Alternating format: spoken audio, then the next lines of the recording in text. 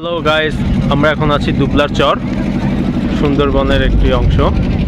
এই যে দুবলার চর, দেখুন কত সুন্দর জায়গা, একদম মনোরম পরিবেশ। ওইখানে আমাদের শিপ রাখা, আমরা যে শিপে এসেছি।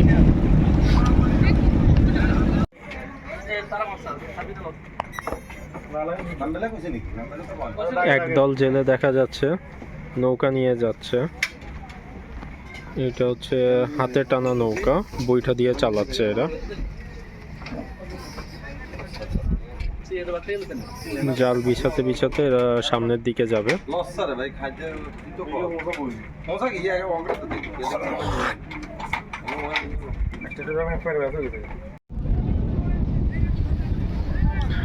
দুবলার চরের এক অংশের ভিডিও এটি।